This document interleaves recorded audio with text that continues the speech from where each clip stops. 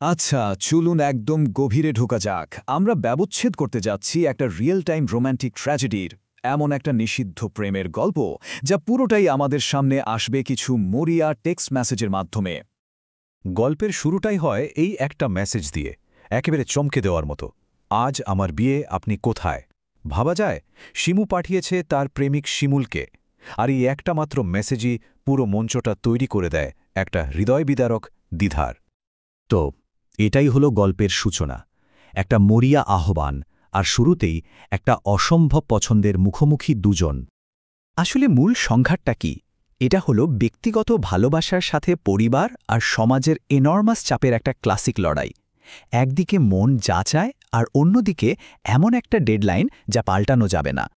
এখানে একটা মজার জিনিস খেয়াল করার মতো, শিমু কিন্তু সাথে সাথেই পুরো বোঝাটা চাপিয়ে দিচ্ছে শিমুলের ওপর। তাকে মনে করিয়ে দিচ্ছে, আপনি তো সাংবাদিক। মানে ভাবটা এমন যে সাংবাদিক হওয়াই যেন এই অসম্ভব পরিস্থিতি সামলানোর সুপার পাওয়ার। এবার আসা যাক গল্পের দ্বিতীয় ধাপে, যেখানে তারা একটা অসম্ভব পরিকল্পনা করার চেষ্টা করছে। সময় কিন্তু একদমই নেই, আর তাদের মধ্যে মতের অমিল বেড়েই চলেছে। এই স্লাইডটা দেখলেই তাদের মতের অমিলটা পরিষ্কার বোঝা যায়, তাই না? একদিকে শিমুলের প্ল্যান হলো শিমুকে এগিয়ে আসতে হবে, বাড়ি থেকে বেরোতে হবে, আর অন্যদিকে শিমুর একটাই দাবি, না, যা করার আপনাকেই করতে হবে, আপনি আমার বাড়িতে আসেন। একজন চাইছে যৌথ চেষ্টা, আর অন্যজন চাইছে শিমুল একাই হিরো হয়ে সব সামলাবে। শিমুর এই কথাটা তো একদম ফাইনাল কথা, একটা আল্টিমেটাম।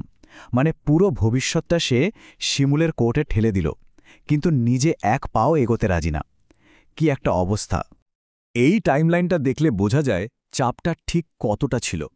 প্রথমে শিমুলকে দেওয়া হলো ৬ ঘণ্টা, তারপর তর্ক করতে করতে সেটা কমে দাঁড়ালো মাত্র ২ ঘণ্টায়, আর ফাইনাল ডেডলাইন বিকেল ৫টা। এরপরই শিমুকে বিয়ের আসরে নিয়ে যাওয়া হবে। মানে ঘড়ির কাঁটা যেন তাদের ভাগ্য নির্ধারণ করে দিচ্ছিল। আর এরপরই গল্পের ক্লাইম্যাক্স, বিয়ের ঘণ্টা বেজে উঠল। এটা সেই মুহূর্ত যখন কাউন্টডাউন শেষ হয়ে যায় আর পরিণতিটা ভয়ানক বাস্তব হয়ে সামনে আসে। ফাইনাল কাউন্টডাউন শুরু হয় শিমুর এই মেসেজটা দিয়ে। এরপর তার মেসেজগুলো আরও ছোট, আরও ভাঙা ভাঙা হতে থাকে। এই ছোট ছোট আপডেটগুলোই যেন বুঝিয়ে দিচ্ছিল যে ঘটনাটা ঘটেই যাচ্ছে, আটকানো আর সম্ভব না। আর তারপর ফাইনাল মেসেজটা আসে কাজী অফিসের সামনে, সেই জায়গা যেটাকে তারা এড়ানোর জন্য এত চেষ্টা করছিল। ব্যাস, ওই একটা মাত্র বিধ্বংসী বাক্য, আমার বিয়ে হয়ে গেছে, আর তাতেই যেন সব আশা শেষ হয়ে গেল। গল্পের ক্লাইম্যাক্স। কিন্তু গল্পটা কি এখানেই শেষ? চলুন দেখি এরপরে কি হলো, কবুল বলার পরের ঘটনাগুলো। আশ্চর্যজনকভাবে বিয়ে হয়ে গেছে বলার ঠিক পরেই পুরো ব্যাপারটা আরও অনেক বেশি কনফিউজিং হয়ে যায়। শিমুল একদম হতভম্ব হয়ে যায়, কারণ শিমুর কাছ থেকে একেবারেই উল্টোপাল্টা সিগন্যাল আসতে শুরু করে। এই কন্ট্রাডিকশনগুলো একবার দেখুন। একদিকে সে বলছে তার বিয়ে হয়ে গেছে, আবার পরক্ষণই শিমুলকে জিজ্ঞেস করছে, আপনি আগে আসলেন না কেন? বলছে সোমবার তাকে নতুন পরিবার নিয়ে যাবে, আবার বারবার বলছে তার জামাই ফোন দিচ্ছে, কিন্তু এরপরে আবার শিমুলকে বলছে তার বাড়িতে এসে মাকে বোঝাতে। মানে একদিকে সে শিমুলকে দূরে ঠেলে দিচ্ছে, আবার আশার ঝলকানি দেখিয়ে কাছে টানারও চেষ্টা করছে। সে বারবার মন্ত্রের মতো বলে চলেছে, আমি বিবাহিত, আমি বিবাহিত, আমি বিবাহিত। কিন্তু তার পরের কাজগুলোই বলছে অন্য কথা, একটা গভীর অনিশ্চয়তা, যার ফলে শিমুল আর সত্যি বলতে আমরাও পুরোপুরি দিশেহারা হয়ে পড়ি। এসে গেছি গল্পের শেষ অধ্যায়ে, একটা অলিখিত সমাপ্তি, যেখানে গল্পটা আসলে শেষ হয়েও হয় না।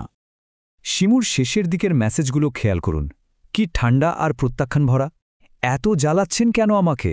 যে মরিয়া ভাব দিয়ে এই কথোপকথন শুরু হয়েছিল, তার সাথে এর কোনো মিলই নেই। সে সরাসরি শিমুলকে সরে যেতে বলছে।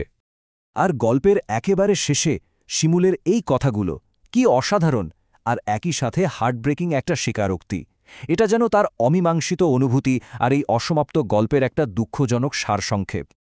তো এই পুরো গল্পটা আসলে কিসের ব্যবচ্ছেদ? এটা আমাদের দেখায় যখন চরম চাপের মুখে কমিউনিকেশন ভেঙে পড়ে, আর ভালোবাসাটা পদক্ষেপ নেওয়ার জন্য যথেষ্ট হয় না, তখন কি ঘটতে পারে। এটা আমাদের একটা বড় প্রশ্নের সামনে দাঁড় করিয়ে দেয়। যদি শুধু একটা সিদ্ধান্ত, যে কোনো একজনের একটা পদক্ষেপ অন্যরকম হতো, তাহলে কি গল্পের শেষটা অন্যরকম হতে পারত?